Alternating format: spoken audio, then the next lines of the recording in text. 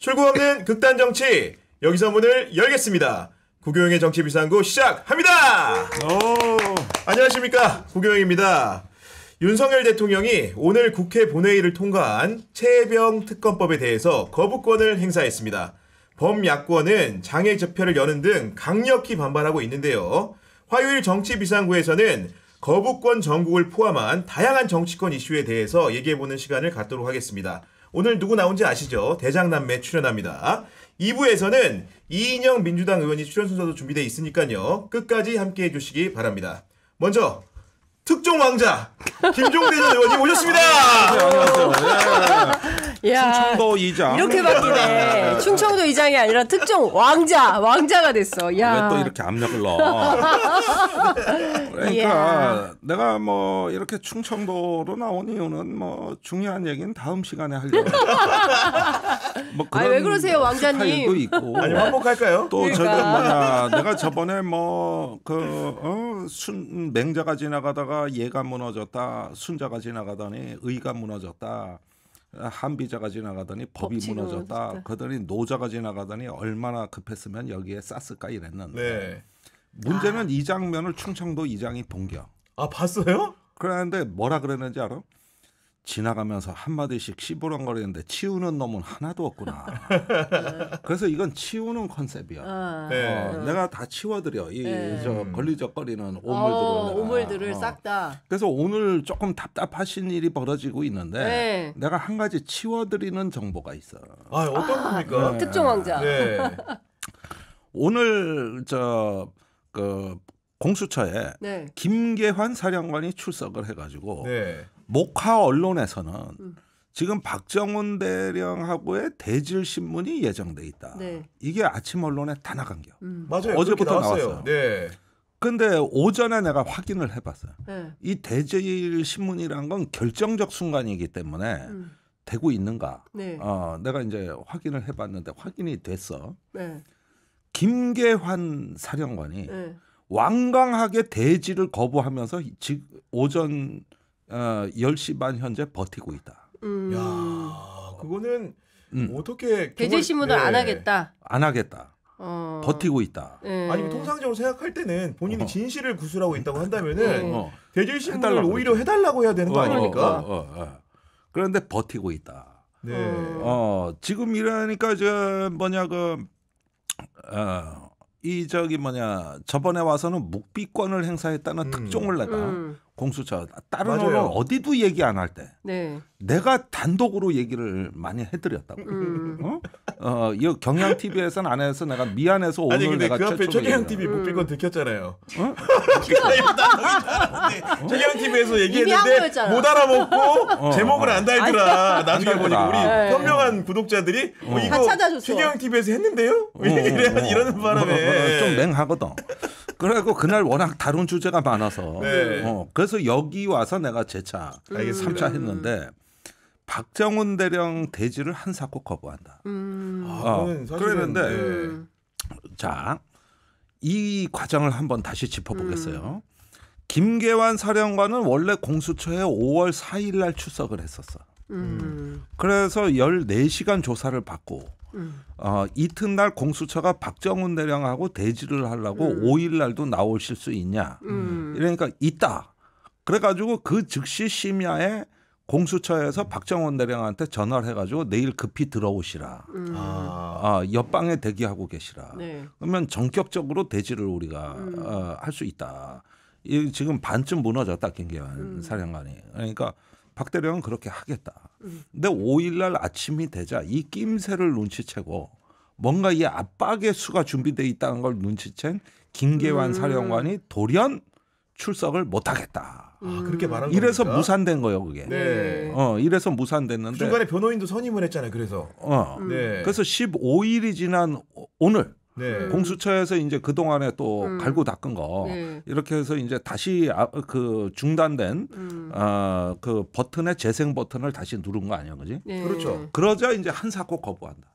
이거는 저번에 묵비권 행사에 이어서 또 하나의 일단은 어떤 회피 전략인 거예요. 그러네. 본인 조사 때 묵비권을 행사하고 어. 대질 조사는 또 거부하고 결국은 VIP 경로설에 대해서는 본인 이야기를 하지 않는 상황으로 하지 않는 흐르는 상황으로. 거죠. 네. 그래가지고 있는데 이렇게 되고 어제 그 박정원 대령 4차 공판이 항명체 군사법정의 재판이 열렸는데 거기 나온 유재은 법무관리관 네. 법무관리관. 또 네. 김계환하고 똑같이 상부 외압설이나 이런 부분에 대해서는 일체 기억이 나지 않는다. 이렇게 또 법정 진술을 했어요. 네. 네. 그런데 지가 유리한 건 기억이 또 잘 나. 이 얘기는 지금 소개에서 서설로 이제 요거는 그저께 얘기요. 네. 그저께 얘기입니다. 네. 그랬는데 똑같아. 전부 다 입을 닫았어요. 그리고 변호인 각자 선임해서 빠져나갈 공리하면서 한사코 박대령을 피한다. 재밌는 한사코 상황이 피한다. 지금 보니까. 네. 그래서 이게 굉장히 중요한 시점이에요. 그리고 이제 사실은 요거 지금 확인 중인 거를 내가 법에 안 걸릴 만큼만 얘기를 해드릴 게 하나 있는데. 어떤 특종? 겁니까? 4일 날. 4일 날. 5월 4일? 5월 4일 날 김계환 사령관이 심야에 공수처에서 나올 무렵에 중요한 인물 누구하고 바로 통화를 했어. 김기한 사령관이. 누구랑 했습니까? 그건 내가 다음 시간에. 시간에. 이 정도의 적어도 장관급 이상의 무게 있는 인물인데 야. 매우 중요한 인물하고 바로 통화를 해. 무슨 내용으로 통화를 한 거예요? 그게 공수처 나온 직후고 그래서 그 내용과 인물은 내가 다음 시간에 내가 얘기하기 계속 나간다. 다음 시간 안 되고 이번 주 무지하니- 편의점에서 이번 주 편의점에서 저 그날 합동방송합니다. 합동 동시송출. 여기까지 이제 특종 예고편이야. 네. 그리고 오전에 오늘 박정원 대령 변호인의 김정민 변호사의 한마디가 지금 오후에 대한민국 언론을 다 들었다 놨다 하고 그랬어요. 우리 독자들 모를 수 있으니까 소개 좀 해주시죠. 네. 상상도 못할 공직자가 아닌 육사 출신 군 법무관이 이 사건에 지대한 영향을 끼쳤다. 관여했다. 관여했다. 네. 여러분들이 생각지도 못했던 상상도 못한 인물이다. 이렇게 해서 기자들이 지금 그 사람이 누구냐로 난리가 났어. 지금 계속 찾고 있죠. 육사 출신. 물음표를 찍고 지금 나한테도 전화가 많이 오고 있어요. 네. 그래서 내가 요 판을 요걸 살살 내가 지금 정리를 하고 있거든. 네. 그래서 요건에 대한 진상도 다음 시간에. 감질 말라서 안 돼. 야, 이거 지금 좋습니다. 이제 요 흐름을 좀 인정하고. 아니 시청자들께서 화내셔요. 아니 오늘 보니까 계속 세 가지가 다 다음 시간에. 아니 일단은 장윤 선배 소개를 안 드려가지고 일단 소개부터 할게요. 근데 소개가 안 받았어요? 장윤선 정치연무 기자 나와주십니다. 안녕하세요. 발로 뛰는 발로 뛰는 현장 기자 현달 장윤선. 저도 하나 만들었어요. 충청도의 힘처럼. 현달. 아니 주제가 이어지는 게 오늘 우리 장윤선 선배도 어디 갔다 왔냐? 바로 여의도에서 땡볕에 어디 갔다 오셨습니까? 국회 본청 계단에 제가 2시간 정도 있었는데 더워 죽는 줄 알았어요. 진짜 오늘 너무 뜨거워가지고 대통령이 10번째 거부권 행사를 하고 야 6당 국회의원들 그다음에 시민사회 같이 해서 오늘 항의 규탄 기자회견을 열었거든요. 그 현장에 갔는데 정말 많은 분들이 오셨더라고요. 용산에요? 아니요. 국회 본청 계단에 거부권 행사한 다음에 그죠? 정의당도 오시고 민주당 개혁신 야당 중에서는 개혁신당 빼고 다 왔어요. 개혁신당은 안 왔어요? 개혁신당 안 왔습니다. 개혁할 게 많은가 봐요. 아니 거기가 이 사건에 관심 많은데 왜 그럴까? 이 사건에 관심 많은데 이 사건에 관심 많은데 안 왔고 그래서 좀 취재를 해봐야 되겠다. 왜 안 왔는지. 근데 어젠가 시사인에 이준석 대표 나와서 무슨 얘기했냐면 지금 집회하는 것보다 더 중요한 게 1대1로 전화해가지고 설득하는 게 더 중요한 거 아니냐. 그러니까 집회하는 것보다는 자기들은 이 전화해서 국민의힘 의원들을 좀 재의결에 동참하도록 설득하는 일을 하겠다고 했는데 전화하느라 바빴나? 아니 그거 알았어요. 그거고 이건 이거지 왜 그게 뭐 그러니까요. 하나를 한다고 다른 걸 안 하고 아니, 그런 네. 논리가 어디 있어요? 그러니까 댓글창에 개혁신당 비판하는 글이 굉장히 많았습니다. 아니 뭐 기자회견도 이제 동참을 했고 네. 국회에서 여는 집회인데 원내 그렇죠.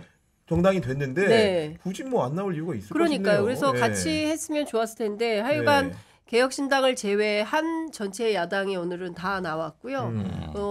그 기본소득당 용해인 원내대표까지 나왔으니까 사실상 원내 정당들은 다 나왔다고 봐야 되는데 개혁신당만 없었고 하여간 그래도 현장에 그 국회 본청 계단을 다 채울 정도로 굉장히 많은 시민들 또 언론도 취재에 굉장히 많이 왔고 엄청 더웠다. 예. 한여름처럼 더웠다. 예. 오시자마자 냉수를 급히 찾으셔가지고 제가 이제 냉장고 신분을 좀 갔다 왔습니다. 오늘 너무 더워요. 예. 아니 오늘 근데 진짜 예. 대통령이 화나게 하네요. 벌써 10번째 거부권을 행사를 했다는 게 네. 다른 거 다 떠나서 이 최혜병 특검법이 갖는 아주 심각한 의미가 있지 않습니까? 첫 번째 저는 정말 간과할 수 없는 게 우리 아이가 군대 보낸 거 아니에요. 그러니까 부모님들 입장에서는 도대체 어떻게 아이들을 정보를 믿고 군대를 보낼 수 있겠습니까? 앞으로 군대를 보낸 아이가 뭐 다른 것도 아니에요. 20살짜리 아들인데 어렵게 낳은 아이 아닙니까? 그런데 이 아이가 군대 보냈는데 그 물살이 센데 구명조끼도 없이 들어갔다가 이런 사망 사건이 벌어졌어요. 그러면 철저하게 진상규명해서 누가 책임이 있는지 이 사람이 이런 사고 문제가 있어서 이 사람이 귀책 사유가 있다라는 걸 네. 부모님들께 알려드려야 정상인데 그건 전혀 하지도 않고 아직까지 수사도 제대로 있지 않고 오히려 대통령실에 누군가가 경로를 해서 대통령이겠죠. VIP 경로설로 촉발돼서 수사 외압 논란이 이렇게 커지고 급기야 본인과 관계되니까 거부권까지 행사를 하고 이게 벌써 10번째고 이런 방식으로 되는 정치에 대해서 국민들이 도무지 더 이상은 납득하지 못하겠다 판단하실 것 같고요. 이번 주말에 그 규탄 집회가 토요일에 25일이죠. 25일 네. 토요일에 규탄 집회가 예정이 돼 있는데 아마 야 6당이 또 다 나올 것 같습니다. 거기도 개혁신당 나올지 안 나올지 잘 모르겠습니다. 여하튼 시민사회와 야당이 함께 연대해서 하는 집회이기 때문에 그 규모가 굉장히 크다면 경우에 따라서는 2016년, 2017년 박근혜의 탄핵 그 국정농단 탄핵 네. 그때 사태 때처럼 다시 한번 또 촛불이 켜지지 않을까라는 생각이 좀 듭니다.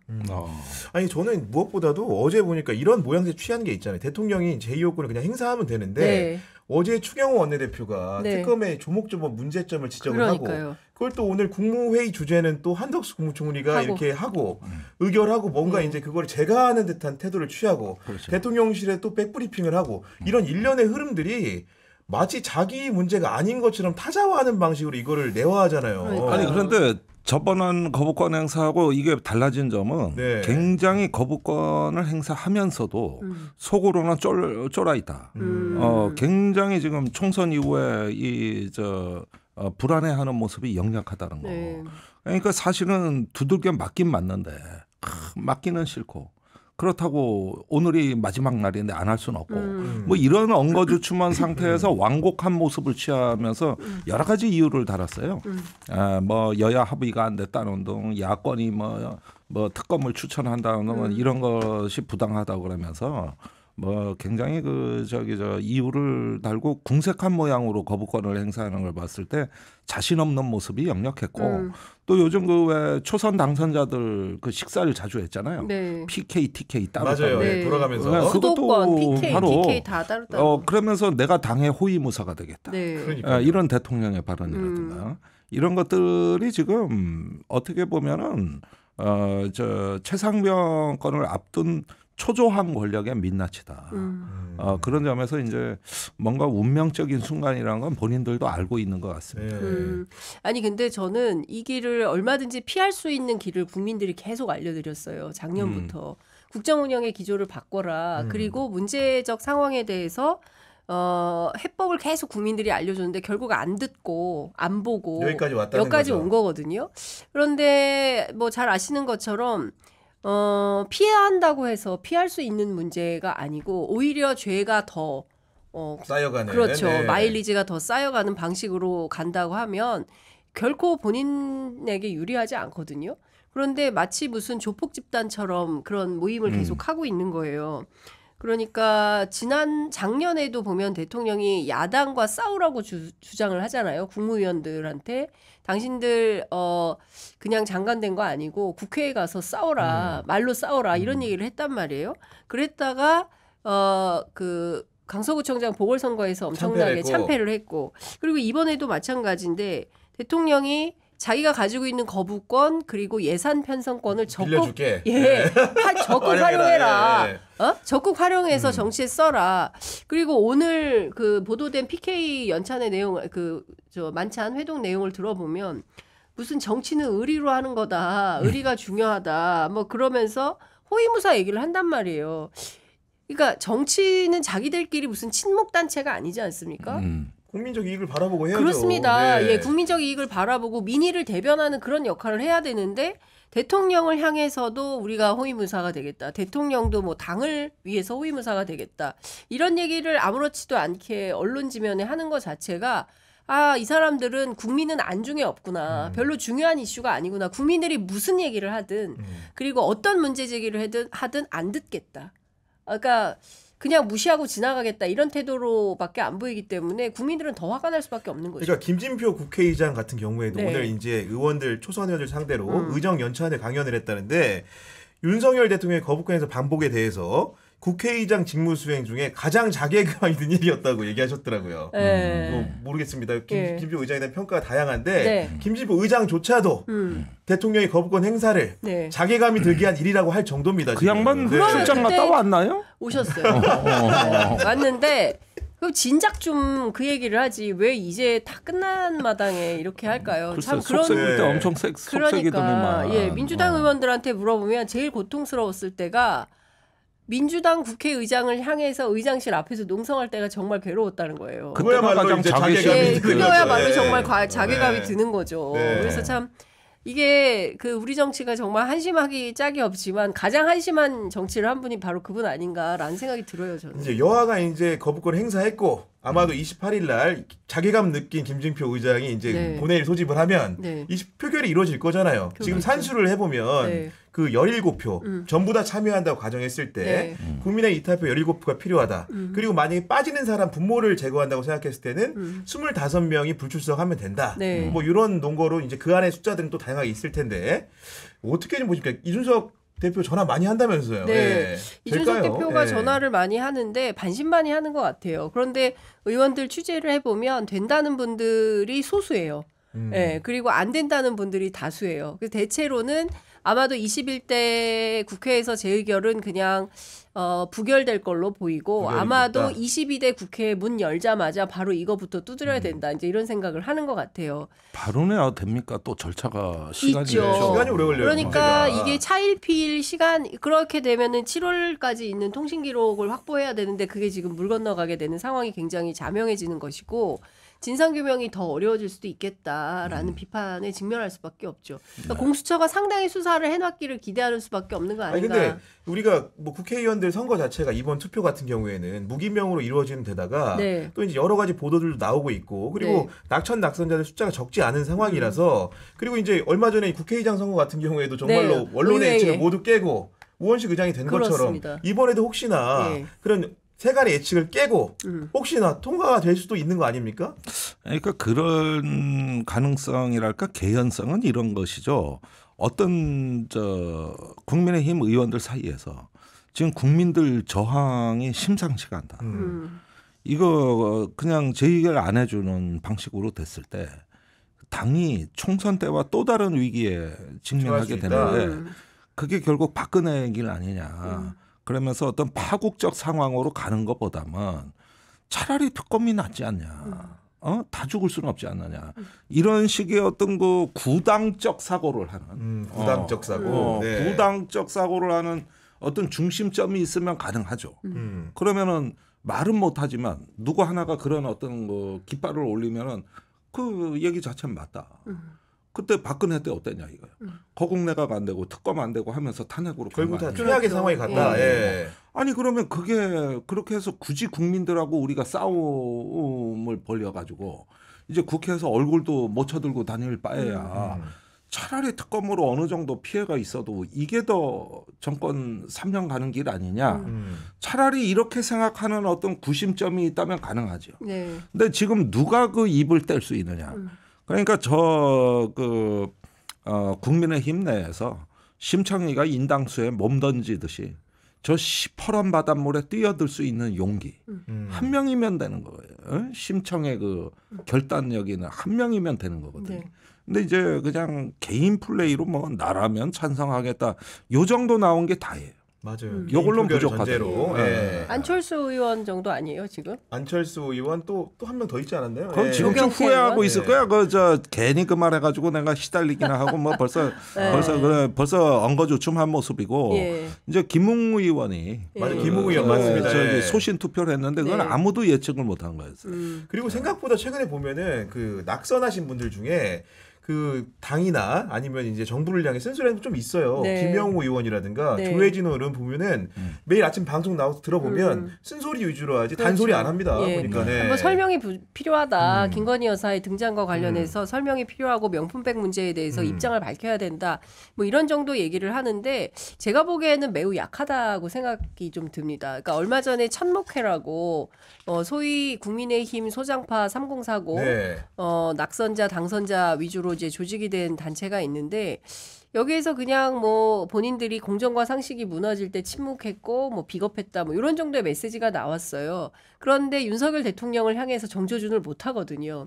근데 과거에 용기 있는 정치인들은 그 뭐 남원정, 뭐 청신정 이런 사람들은 정말 정권을 향해서 권력을, 아주 시퍼렇게 나를 휘둘렀었거든요. 근데 그 정도의 용기가 부족한 거다.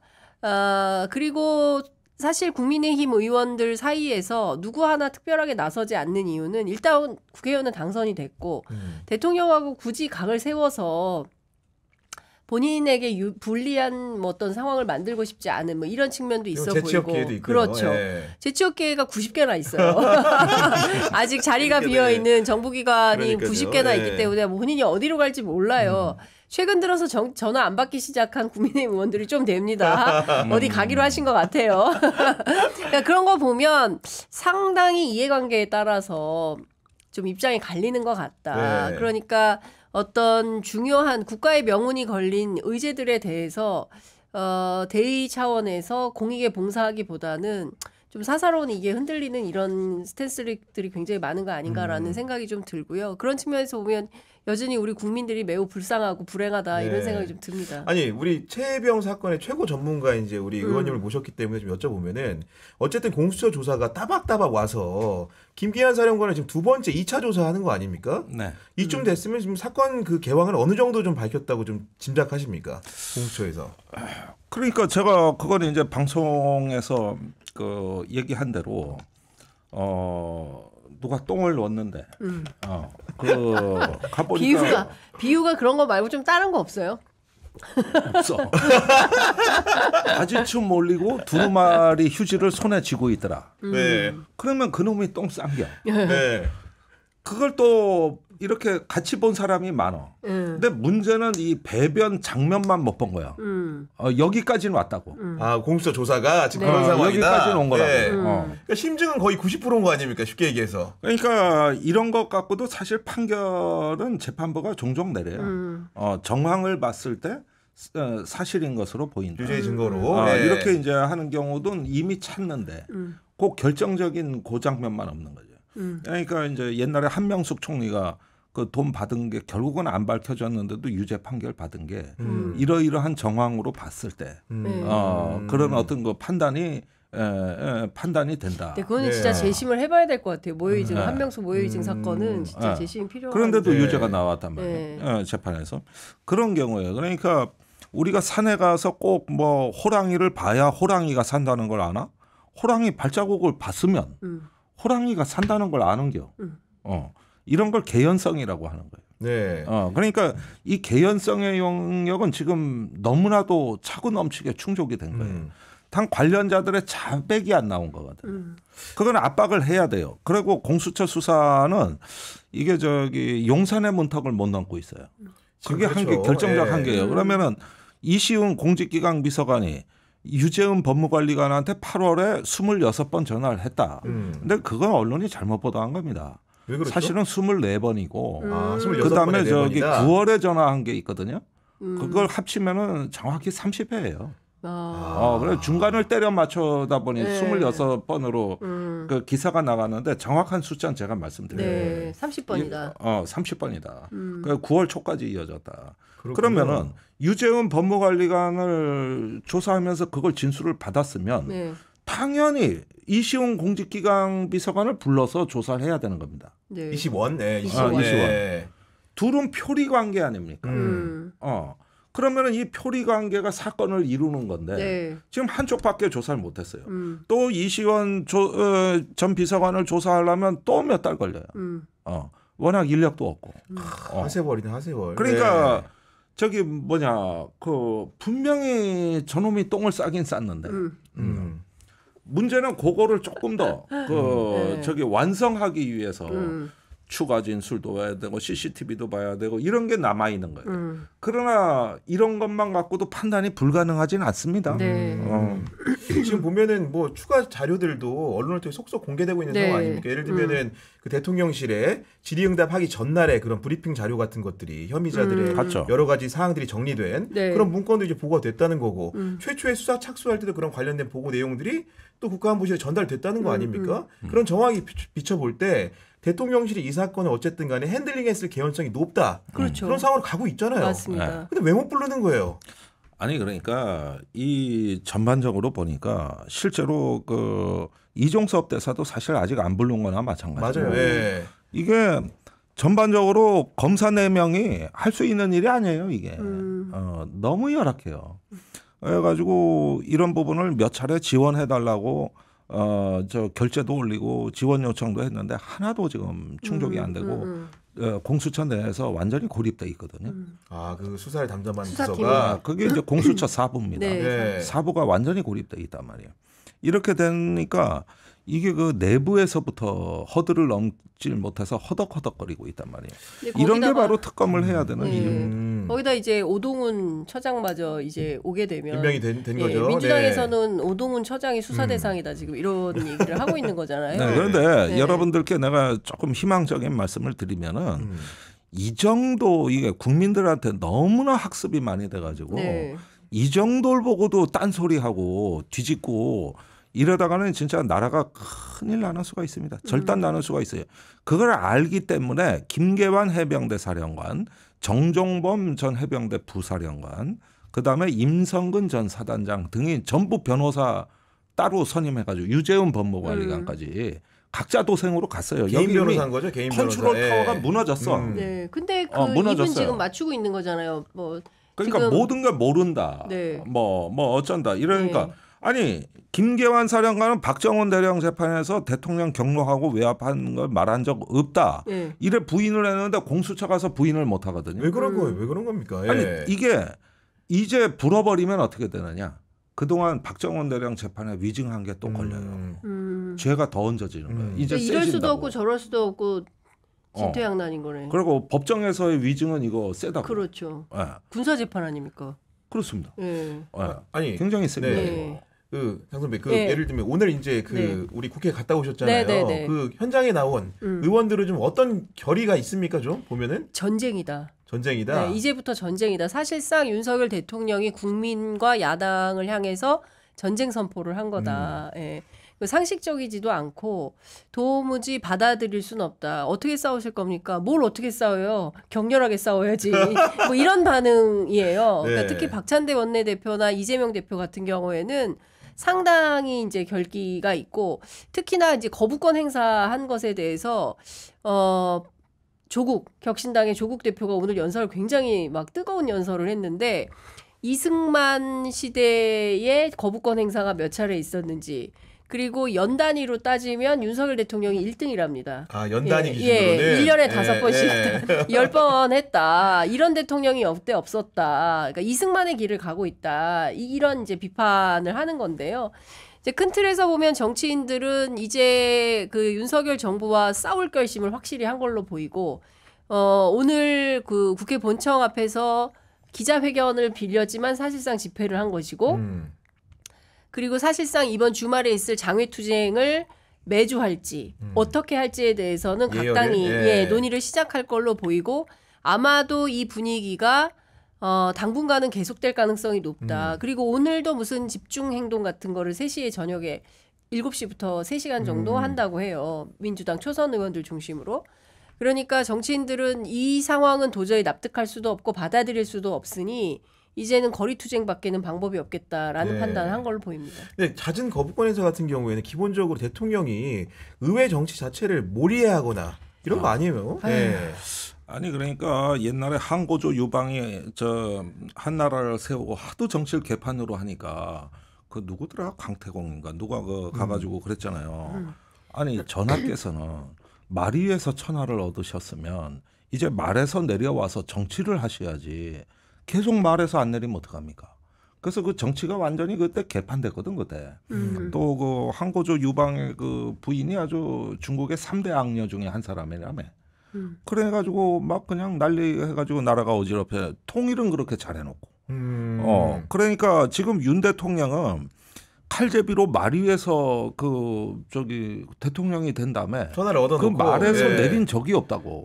그 말에서 내린 적이 없으니까 내려가지고 천하를 논하고 정치를 논하고 할 만한 어떤 위치에 내려온 적이 없어요 이 사람이. 아직도 말 타고 있는 사람이요. 그러니까요. 그러니까 이런 데서는 일단 끌어내려야죠.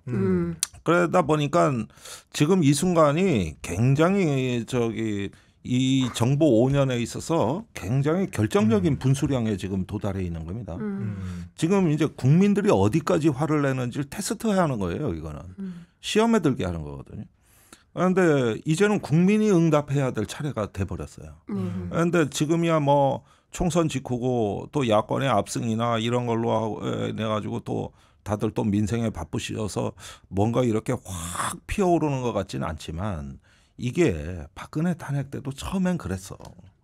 그러다가 12월 되면서 폭발한 거거든요. 맞아요. 그러니까 이게 다이나마이트가 터지기 전에 도화선이 불이 탈 때는 별거 아닌 것 같지만 그게 다이나마이트까지 갔을 때 이때가 문제가 되는 건데 지금 도화선에 오늘 불을 놔버렸다고.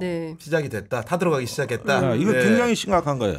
이제 단체란 단체, 입이 있는 단체 또 뭐 심지어는 어떤 개인들까지 엄청나게 의견들이 쏟아져 나오기 시작할 겁니다. 아마 이번 주말이 전 고비일 거라고 보는데. 그러니까 이번 주말에 사실상 저도 지난 2016년, 2017년 촛불혁명 때 5개월 동안 저는 한 주도 빠지지 않고 매주 토요일 촛불 집회 취재를 했었는데요. 그때도 뒤로 갈수록 굉장히 많은 시민들이 나왔었어요. 근데 우리 국민들이 또 길거리로 나가서 국민들이 해야 되냐? 근데 해야 될 것 같습니다. 국민들이 선거 결과로 보여줬음에도 불구하고 아무런 충족이 안 된다고 한다면 힘을 보여드려야 된다라는 생각이 좀 드는데요. 제가 작년에 국민의힘 관계자하고 취재를 할 때 도대체 윤석열 대통령은 어떤 걸 제일 두려워합니까? 제가 이걸 좀 물어봤어요. 그랬더니 그때 한 얘기가 뭐였냐면 사람 모이는 걸 제일 두려워한다. 그 얘기를 하더라고요. 그래서 사람 계속 모이고 있다. 촛불 집회 계속 하고 있다. 그런 걸로는 안 두려워하고 정말 대규모 인파가 모이면 두려워한다. 그러니까 무슨 얘기냐면 오늘 이제 이재명 대표도 그 전두환 정권 때 박종철 사건을 오늘 거론을 했어요. 기자회견장에서.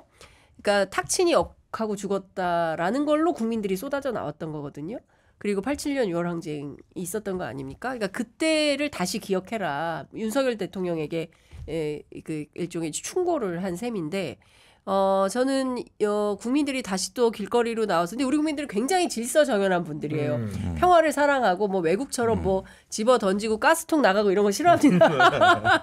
기본적으로 평화롭게 집회하고 경찰이 잘 질서 유지를 하고 그리고 절대로 뭐 이상한 행동하지 않고 이런 방식으로 또 질서 있게 캠페인을 할 수밖에 없다. 그래서 국민들이 다시 모여서 윤석열 정부의 경고장을 촛불 경고장을 달리는 수밖에는 방법이 없겠다라는 네. 생각이 좀 듭니다. 알겠습니다. 이쯤에서 광고 하나 전하고 가겠습니다. 대한민국 최초 비절개 모발이식병원 모션 의원을 소개합니다. 비절개 무삭발 방식을 최초 개발해 티나지 않는 모발이식, 절개하지 않아 빠른 회복이 가능한 병원입니다. 오늘 퇴근 후 모발이식하고 내일 출근이 가능한 곳, 거품 뺀 합리적 비용에 철저한 사후관리까지 이어진다고 합니다. 경향TV 청취자는 특별 할인을 해주신다고 하니까요. 강남역 10번 출구 방향 모션 의원으로 오셔서 무료 상담 받아보시기 바랍니다. 친절한 상담 02533-5882 모발빨이라고 여러 번 강조드렸죠. 이 광고는 김종대 의원 나오는 날만 들었습니다. 참고로. 딴 프로에서는 안 해요? 와, 김종대 전용 광고. 전용 광고입니다. 야, 이게 보니까. 이쯤 되면 한번 가셔야 되겠어요. 가야 될 것 같은데. 네, 한번 가야 돼. 이번에 이발도 하셔가지고 네. 예, 그 계기로 해서 한번 예. 그 여기 사막화 현상. 모자까지 벗고 예. 저희 제작진 말하기를 최혜병 사건 마무리되면 네. 공약 내겁니다. 네. 네. 최상병 특검이 실행면에 가면 나 모발 이식 수술 받겠다. 오. 실제로 공약. 알겠습니다. 네. 알겠습니다. 그 공약 박제해 놓도록 하겠습니다. 저희. 네. 알겠습니다. 그 화요일 공식 코너죠. 우리 김종대 의원님의 충청도 이장의 한마디 바로 한번 들어보도록 하겠습니다. 네. 그 키워드가 오늘은 내가 상남자예요. 상남자. 네, 상남자. 예. 상남자. 있잖아. 옛날에 전원일기 보면 이런 장면이 나와요. 그 저기 네, 다방에 그때 레지라 그랬어. 거기서 일하는 그 여성 레지라고 불러요. 총구석에 레지가 나타난겨. 응? 그래가지고 저기 뭐냐 어떤 그 남자 집에 찾아와가지고 그 남자 부인을 만나. 당신 남편 외상값이야 이게. 수첩을 보여줘. 이걸 말이야. 저기 뭐냐 여태까지 몇 달치다 이게. 도대체 밀려 있다. 네. 맨날 와서 먹고 갔다 이거야. 그리고 한 벌떡이 퍼대고 가니까 저기 저 배우자께서 얼마나 속이 상했겠어. 그러면서 들어오기만 해봐라. 이라고 그걸 또 동네 아줌마들이 다 봤단 말이야. 아, 그 광경을 목격했군요. 예. 그런데 얼마 후에 이제 남편이 옮겨. 그런데 당신이 이럴 수 있냐? 아니 우리 집 형편에 얼마를 퍼마신 거냐? 커피를 갖다가. 그러고 뭐가 이래 많어 그러면 아니 먹다 보면은 그 저 여성 종업원이 와서 저도 한 잔 주세요. 그럼 그거 사줘야 돼. 원래 그렇게 매출을 올리는 게 그 시골 다방이 그게 양수리 다방 커피야. 그리고 그때 다방 커피에는 커피에다가 달걀 노른자 생계란을 깨넣기도 했어. 쌍화탕이 아니고요? 아니 커피에도 넣어요? 커피에도? 나 그거 무지 많이 마셨어. 지금 저 믹서 커피가 자기 얘기 아니죠 지금 이거? 양식이 자기 얘기야. 이거 내가 보니까 이게. 그러니까 이제 다방 좀 다니신 분이네 이분이. 이 충청도 양반이 말이야. 네. 그러다가 가만히 생각해 보니까 커피 좀 먹은 거 같고 마누라 뭐라 그러니까 집에 가서 한 밤 9시쯤 댕겨. 그래서 아까 왜 그랬어? 그러니까 뭘요? 그러니까. 거기 왜 그렇게 펌하셨냐 그랬잖아. 그러니까 그랬지요. 그러니까 그러면 남자가 사회생활을 하다 보면 저기 내 저 친구도 있고 사회도 있고 그런데 남자가 사회생활을 하다 보면 먹을 수도 있는 거지. 하다가 새벽 3시까지 싸우는 게. 그러니까 이건 뭐냐면은 엄청나게 찌질한 거야. 그래놓고 이제 그 부인한테 그렇게 해놓고 나니 얼마나 미안했겠어, 그지?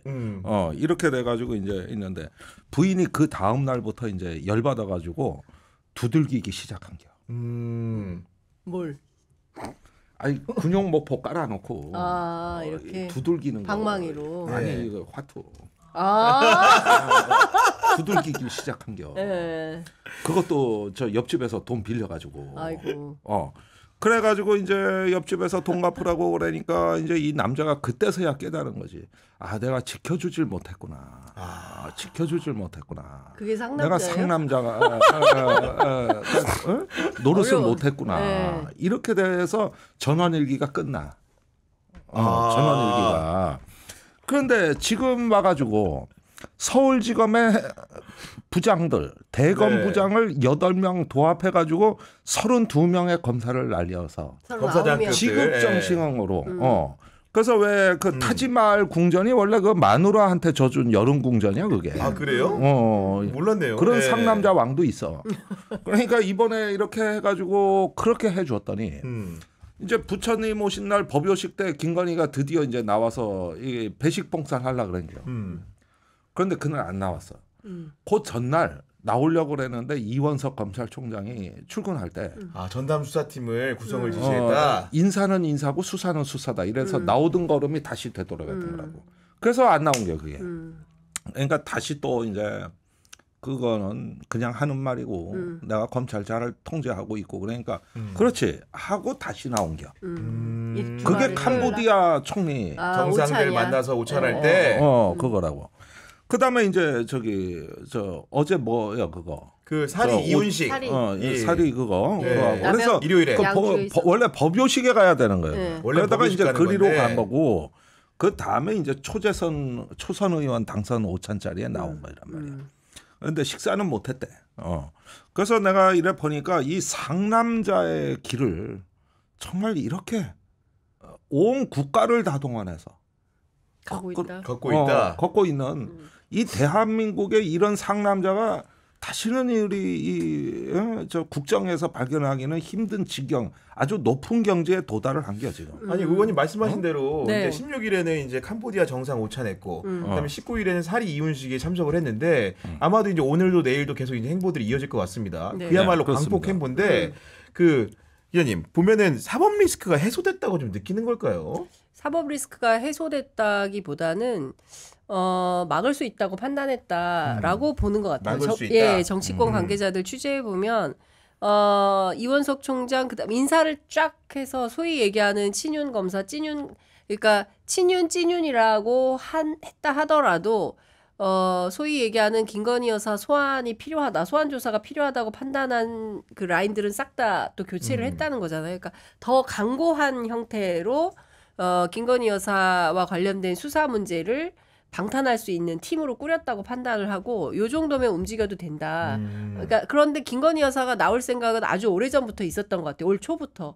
그런데 선거 때문에 조금 어렵다고 판단한 국민의힘에서 나오면 지지율 떨어진다. 비행기 타면 지지율 떨어진다. 그러니까 절대 나올 생각 마라. 뭐 이런 게 있었던 것 같아요. 그래서 왜 보면 그 윤 대통령이 그 기자회견 그 영수회담 때 뭐 이제는 당 생각 안 하고 내 식대로 정치하겠다 이런 말을 했다고 해서 또 그게 논란이 됐었잖아요. 그러니까 그게 그런 맥락이었던 것 같아요. 당에서 뭐 이런 게 필요하다라고 하면 그래 그럼 못 나가고 뭐 당에서 이렇게 해라 그러면 그래 그러고 못 나가고 이랬는데 이제는 그런 거 신경 쓰지 않겠다. 검찰 인사 딱 하고 그다음에 민정수석 세웠으니까 사실상 대한민국의 사정기관은 대통령실이 다 컨트롤할 수 있다라고 판단을 하고 이제는 뭐 그냥 마음껏 하고 싶은 거 다 하겠다라는 판단으로 보이고요. 그래서 6월에 대통령 그 중앙아시아 스탄류 국가들 있잖아요. 순방에. 키르기스탄, 뭐 등등 3개국의 순방에 김건희 여사가 간다는 것이고 이거 말고도 다른 기획들이 더 나올 수 있다라고 얘기를 합니다. 그러니까 지금부터는 안 갈 데 없고 못 갈 데 없다. 다 가고 다 한다. 아니 정말로 이제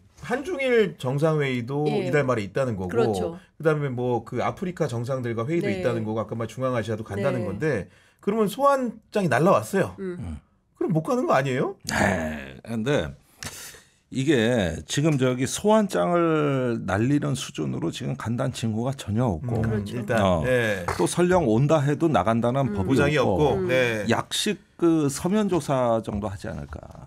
만약에 한다 하더라도. 근데 그런데 사실 원래 제대로 하려면 명품백이 어디로 있는지 일단 증거물이기 때문에 압수수색을 해야 돼요. 그렇죠. 그것부터 대통령 기록물로 이게 됐다면은 기록물에 관련된 서류와 절차를 다 확인해야죠. 검증을 해야 되는 거고 이래야 되는데 지금 증거물을 확보 안 하고 무슨 수사를 한다는 거예요?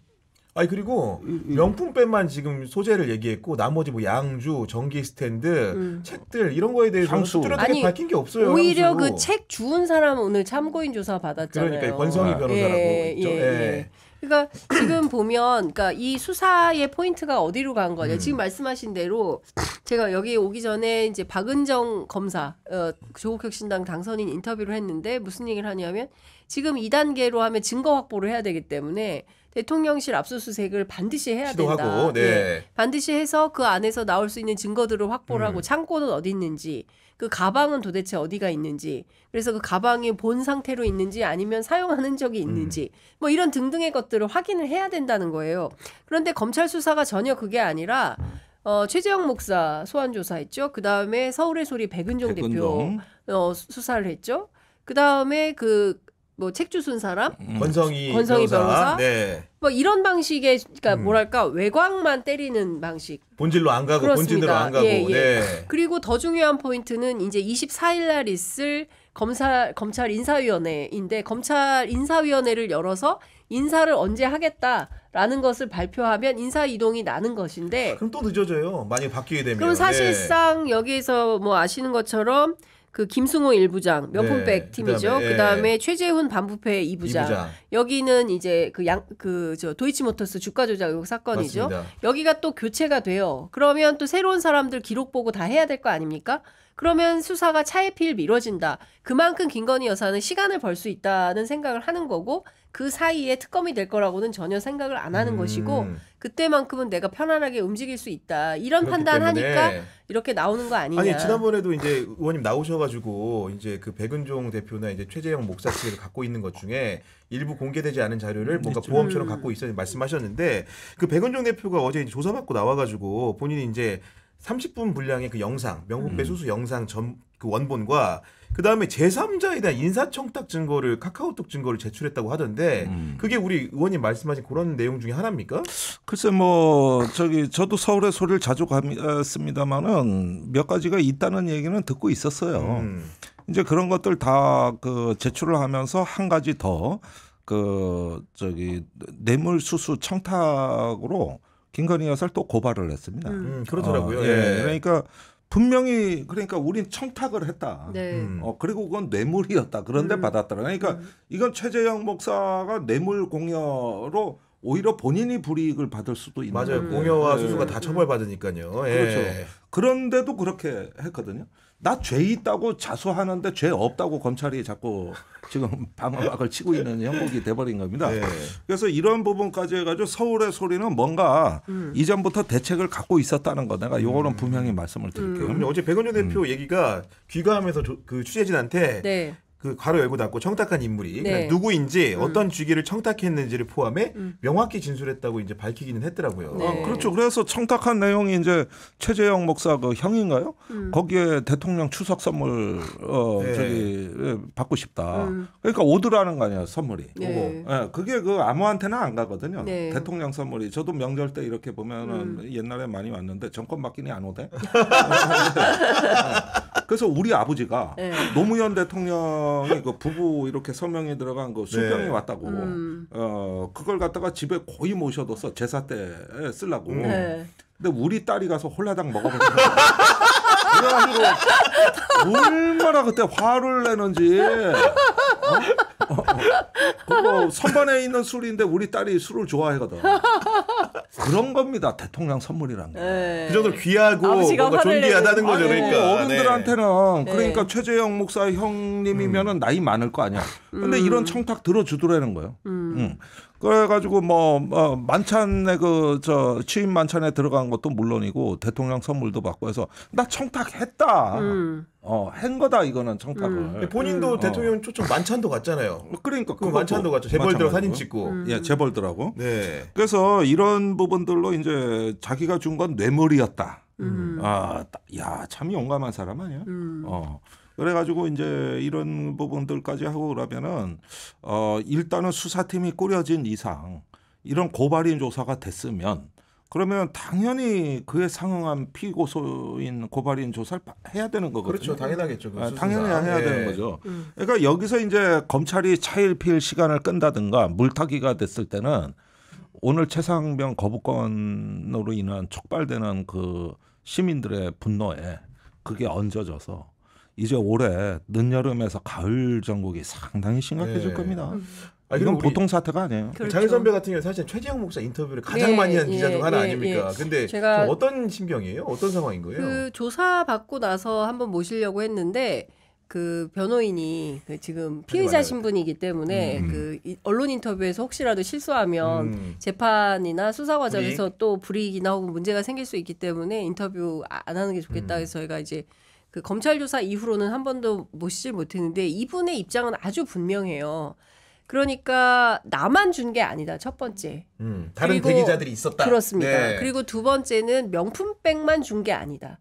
뭐 양주도 있었고 뭐 스탠드 고급 스탠드도 있었고 향수 네. 화장품도 있었고 뭐 그밖에 뭐 다른 옷이나 이런 거는 뭐 본인이 명품이 아니거나 안 받았으니까 네. 뭐 이런 게 있었다. 그런데 이제 명품백 문제만 한다. 그리고 본인 이외에 다른 사람 가운데 그 무슨 대학이죠?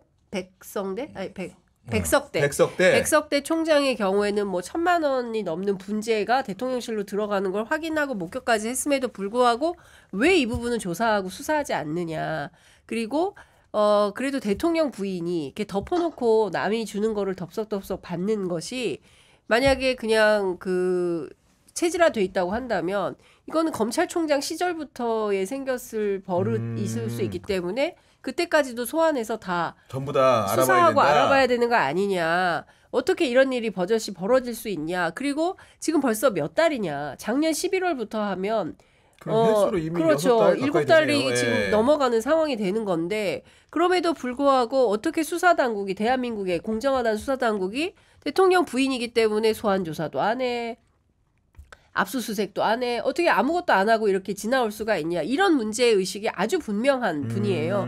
그렇기 때문에 검찰에 가서 소상히 본인이 알고 있는 모든 것들 다 밝힐 예정이고 적절한 조치가 내려지는지 보겠다. 그리고 이분의 신분이 미국인이잖아요. 그러니까 한국 국적이 아니라 미국 국적이기 때문에 자신을 뭐 출국 금지하거나 이렇게 할 수는 없다. 출국 정지는 할 수 있을지 몰라도. 정지는 가능하지만. 그렇기 때문에 한국 안에서 할 수 있는 모든 노력을 좀 다 해보겠다. 대한민국 이대로 큰일 난다. 이 얘기를 하고 있습니다. 네, 그런 상황이 그런데 여기서 조금 그 최 목사의 어떤 그 본심을 좀 전해드려야 될 것 같은데 사실 최 목사는 명품백이니 이런 것들을 공개한 게 문제의 본질이 아니라고 봐요. 자기가 그런 무리수를 더 가면서까지 확인하려고 했던 다른 진실이 있다는 거거든요. 그거는 예를 들자면은 이 정부의 무속과 관련된 그 주변인들과 여사에 의해서 국정이 완전히 장악돼 버렸다. 이 얘기를 하고 싶은 거라는 거예요. 본질은. 그러다 보니까 디올백도 필요했고 향수도 필요했고 또 책도 갖다 주고 이런 것이지 사실은 이런 것 자체가 어떤 그 자체로 중요성을 지니는 게 아니라 그 김건희 여사의 활동 반경이 굉장히 국정에 걸쳐 폭넓게 드리워져 있고 또 그 배후에는 천공과 같은 무속인들의 작용이 있다는 거예요. 그래서 거기에 점령당한 정부다. 이게 최 목사 주장입니다. 원래는. 그러니까 이 서사를 얘기하지 않고 계속 이 디올백 이렇게 가는 것도 원래 최 목사가 원하던 건 아니에요. 그거는 본질이 아니라 그랬어요.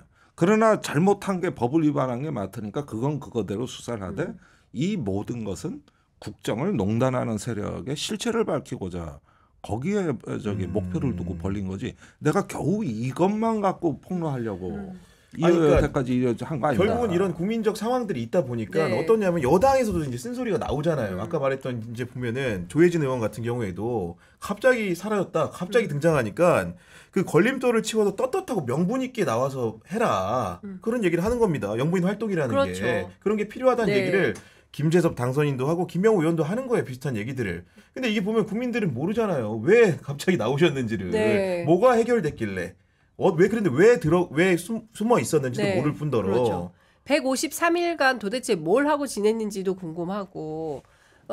그리고 그 대통령 부인이 가정주부는 아닙니다.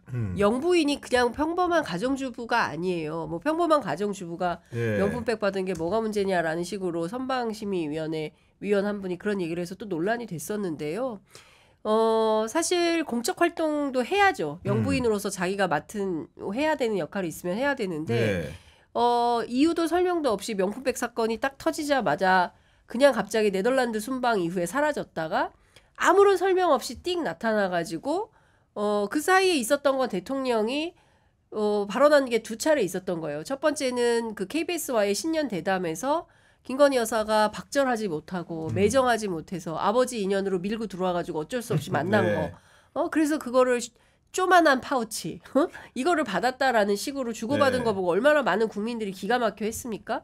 그리고 나서 지난 기자회견에서는 현명하지 못한 행동으로 뭐 이런 일이 빚어진 거에 대해서 국민들께 사과 드리는 중입니다. 뭐 또 이런 얘기를 했어요. 사과하는 중은 또 무슨 얘기냐? 사과하면 말이 엉키죠. 네, 말이 엉켜요. ING형 사과는 또 처음이다. 뭐 이런 비판들이 있는 거 아니겠습니까? 그러니까 큰 틀에서 보면 국민들이 보기에 김건희 여사의 행보와 관련해서는 뭔가 미심적인 행동들이 굉장히 많은 거예요. 그리고 해명이 필요한 영역도 많은 겁니다. 그런데 설명이 없고 그리고 그냥 뭉개고 지나가는 거예요. 그래도 된다고 생각을 하는 거죠. 그러니까 지금부터는 국회의 시간이고 국민의 시간이다. 그러면 안 된다는 것을 국회가 보여줘야 되고 법으로. 네. 그리고 국민들은 행동으로 보여줄 때다. 이렇지 않고서는 이 정부의 그냥 무한 질주를 막을 수는 없겠다. 선거가 2번이나 있었던 거 아닙니까? 지난해 있었던 강서구청장 보궐선거에서 네. 한번 보여드렸고 그다음에 이번 지난 총선에 또 총선에서도 보여줬고. 네. 또 보여드렸고 그럼에도 불구하고 마이동풍이다. 이러면 그 다음에는 직접 행동 말고는 방법이 없는 네. 것이고 최재형 목사가 지적했던 바대로 선출되지 않은 권력이 멋대로 했을 때 빚어졌던 참극은 박근혜 국정농단 사태 때 우리가 잘 보지 않았습니까? 최순실 씨가 연설문 고치고 뭐 이상한 의상실에서 자기 맘대로 하고 박근혜 대통령한테 뭐라 그랬어요? 뭐 봉황새 문양 청와대 문양 바꾸고 싶다 그러니까 낫또나 드세요 언니 뭐 이렇게 취급을 받았었잖아요. 네. 근데 지금 우리 윤석열 대통령과 김건희 여사는 부부지간이에요. 확실한 경제 공동체이죠. 그리고 이 확실한 경제 공동체 하에서 윤석열 대통령 어떤 취급을 받고 있을까? 녹취록에 따르면 우리 남편은 아무것도 할 줄 아는 게 없고 그냥 바보다. 뭐 방구나 뿡뿡 끼고 뭐 이런 얘기를 하는 거 아니겠습니까? 그러니까 정말 민망한 수준인 거예요. 그러니까 이런 상황을 계속 두고 보고 있어야 되느냐. 저는 김정민 변호사가 했던 얘기 최상병 사건의 핵심이 뭐냐라고 했을 때 무슨 얘기냐면 그냥 놔두면 알아서 법리에 따라서 해결될 일들을 갑자기 대통령이 지시를 해서 이거 누가 이런 식으로 하면은 지휘관 어떻게 하란 말이야 라는 말 한마디 때문에 대통령실이 막 난리가 나고 부산스럽게 움직이면서 선도 영향을 또 받고 집단항명 네. 수개로 막 엮고 그다음에 그 수사 기록을 다시 탈취해 오고 그다음에 결국에는 이렇게 일파만파 사건이 커지게 된 거 아니냐. 대한민국은 이미 선진국가이기 때문에 시스템에 따라서 다 법령에 따라서 가게 돼 있는데 가게 돼 있는데 네. 이걸 그냥 대통령 말 한마디로 이리 움직였다 저리 움직였다 이렇게 했다 저렇게 했다 하니까 온 나라가 혼란투성이다. 맞습니다. 네. 근데 이것은요 최근에 보면 KC 사태에서도 빚어지고요. 또 멀리 가면 만옷의 입학 그 취학 연령 하향 인하 문제. 예, 그때도 예. 문제가 됐고요. 노동시간 69시간 문제 그것도 때도 반복됐죠. 혼란이 예. 됐었어요. 그러니까 이게 한두 번이 아니다. 그러니까 국민들께서 답답하고 문제라고 생각하는 것은 이 정권이 어떤 왜 정부를 맡으려고 했었나. 윤석열 대통령은 왜 대통령이 되려고 했었던가. 대통령 그 자체가 꿈이었나? 아니면 대통령이 되어서 무엇을 하겠다라는 목표가 있었던 것인가? 노동연금, 교육개혁 하겠다고 했는데 어느 것 하나 제대로 된 게 없습니다. 네. 그러니까 교육만 하더라도 작년에 킬러 컨텐츠 문제 때문에 얼마나 또 교육계가 혼란이었습니까? 의대 정원 2,000명 느닷없이 왜 2,000명인지 설명이 또 부족하지 않습니까? 합의도 안 되고 그 지금 여태 이런 상황이 되는 거 아니겠습니까? 그러니까 그런 측면에서 이 정부의 명운을 결정짓는 이슈가 됐었는데 이 최상병 특검법에 대해서 최종 거부권을 행사를 한 게 확인이 됨으로써 앞으로의 이 정부의 길은 상당히 험난할 걸로 보인다라는 생각이 좀 듭니다. 알겠습니다. 지금 최상병 특검 문제부터 김건희 여사 문제까지 굉장히 장시간 이렇게 대화를 나눠봤는데요. 여기서 1부 순서 마감하고 저희는 2부 순서에 이인영 의원 모시고 현안 토크 이어가도록 하겠습니다. 오늘도 대장남에 너무 감사합니다. 특히 의원님 네. 오늘 좋았습니다. 다음 시간에 특종 예고편. 네, 알겠습니다. 다음 주에도 뵙도록 하겠습니다. 2부에 저는 만나 뵙도록 하겠습니다. 잠시만 기다려주세요.